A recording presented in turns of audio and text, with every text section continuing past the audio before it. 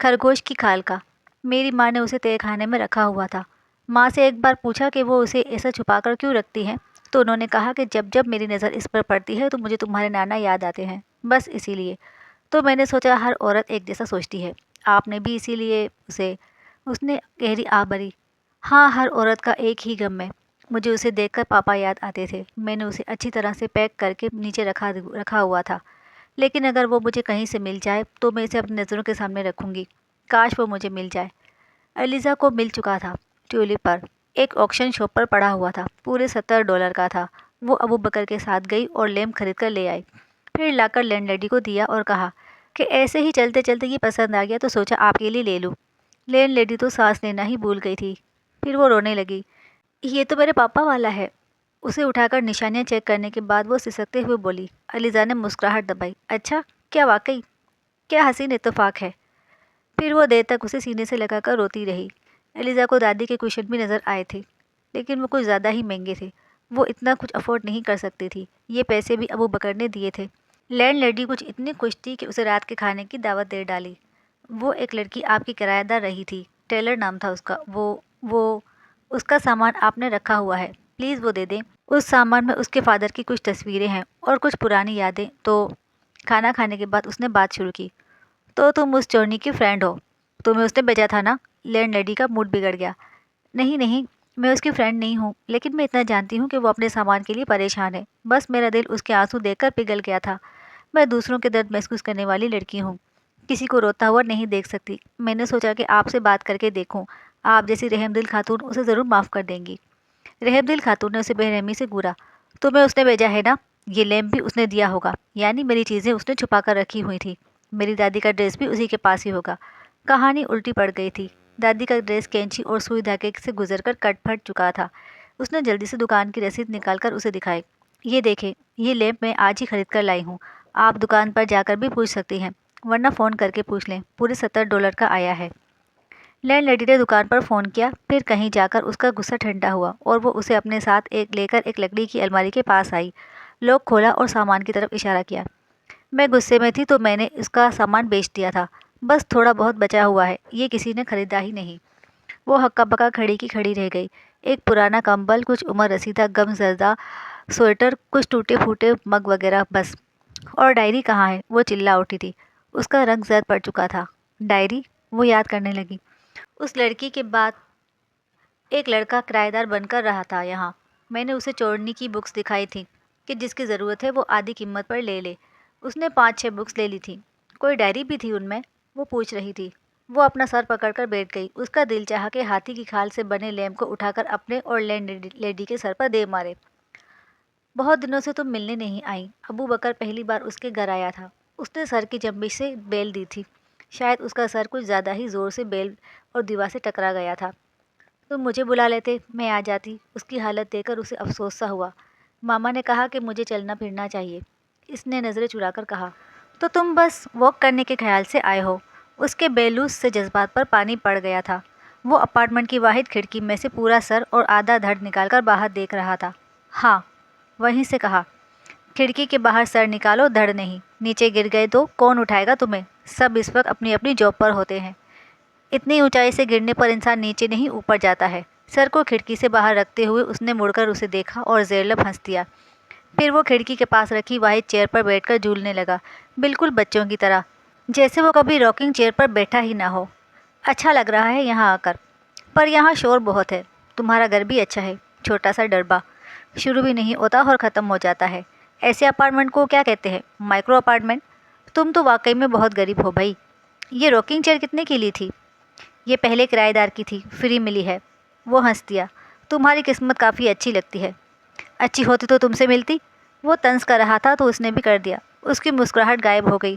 वो सॉरी कहने ही वाली थी कि वो उठकर खड़ा हो गया और गर्दन को सीधा करके बाहर की तरफ जाने लगा। उसकी चाल में इतनी तेज़ी थी कि वो भी तेज़ी से उसकी सिमत लपकी और ऐन इसके मुंह के सामने जाकर खड़ी हो गई। ज़्यादा फासला नहीं रहा था दोनों में। पीछे किचन काउंटर था, आगे सोफ़ा। घर छोटा था। आई एम सॉरी, मैं मजाक कर रही थी। कोई इतना करीब आकर ऐसे सॉरी कहे तो वो जो दिल होता है ना, उसके आसपास घंटियाँ सी बजने लगती हैं। अब्बू बकर हंस दिया और पहले दायां पैर पीछे किया, फिर बाएं को भी शर्म दिलाई और एक कदम दूर हटकर खड़ा हो गया। چھوٹے گھر اس لیے بھی اچھے ہوتے ہیں۔ اور میں بھی مذاق میں ہی جا رہا تھا۔ ماما کہتی ہیں بیوقوفوں کی باتوں کا برا نہیں مانتے بلکہ انہیں ہاتھ سے مار لیتے ہیں۔ گھومنے چلیں؟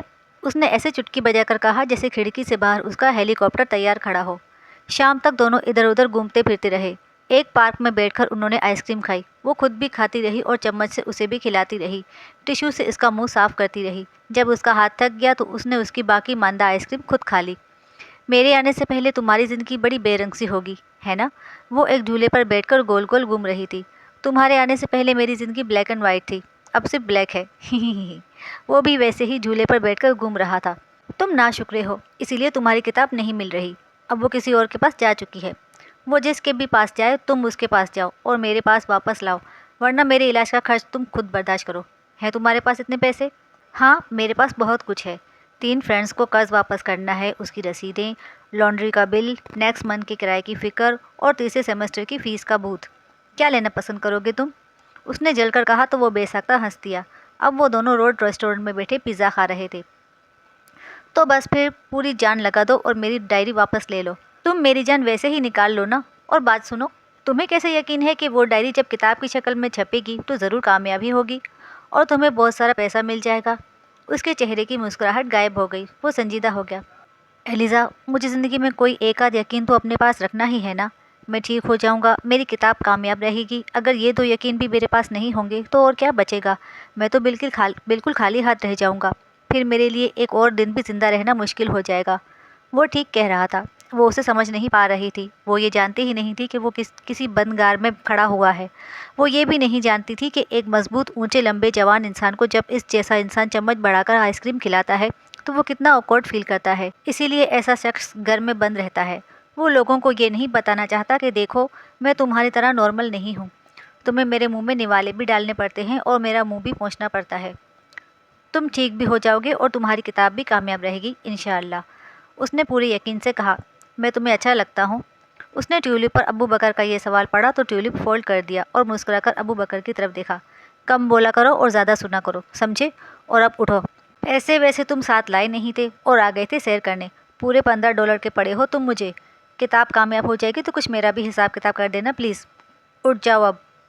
وہ کرسی سے اٹھ کر اس سے 4 قدم آگے جا چکی تھی۔ وہ وہیں بیٹھ کر اسے دیکھ رہا تھا۔ اس کی آنکھوں میں مسکراہٹ تھی۔ اگر وہ ٹیولپ کھولتی تو دیکھ لیتی کہ وہ کیا کہہ رہا ہے، کہ لڑکی مشرق کی ہو یا مغرب کی، دل کے سوال پر جواب دیتے ہوئے بوکھلا جاتی ہے۔ جب وہ رات کو سونے کے لیے لیٹی تو اس نے ڈرتے ڈرتے ٹیولپ کھولا۔ اس پر ایک چھوٹا سا دل بنا ہوا تھا۔ اس نے حیرت سے دل کو دیکھا، پھر آنکھیں مسلیں۔ ٹیولپ بلینک تھا۔ تو پھر کیا دل اس کی آنکھوں میں بنا ہوا تھا جو اسے ہر جگہ نظر آ رہا تھا؟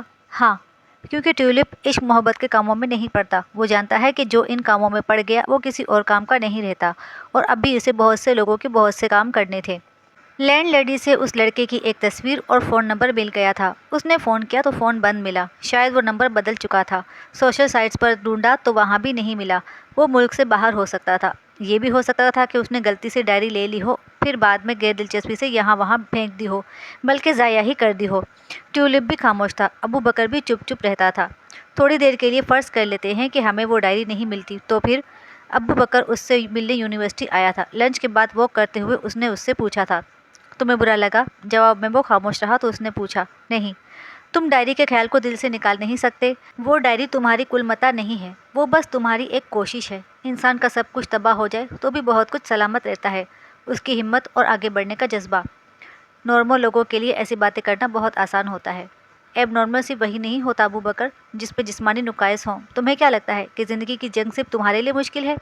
کیا یہ مجھ جیسے، چلو مجھے چھوڑو، کیا یہ دوسرے مکمل انسانوں کے لیے آسان ہے؟ غربت کی چکی میں پسنے والا ہر وہ انسان جو رات دن جان توڑ محنت کرتا ہے، پھر بھی اسے 2 وقت پیٹ بھر روٹی نصیب نہیں ہوتی، کیا وہ ایب نارمل زندگی نہیں گزار رہا؟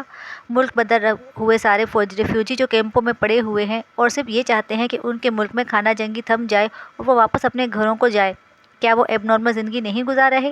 جو بچے یتیم ہو چکے ہیں، جن نومولود کی مائیں مر چکی ہیں، جن کے سروں پر صاحبان نہیں، جن کا کوئی سہارا نہیں، جو سالوں سے مہلک بیماریوں سے لڑ رہے ہیں، کیا وہ ایب نارمل زندگی نہیں گزارتے؟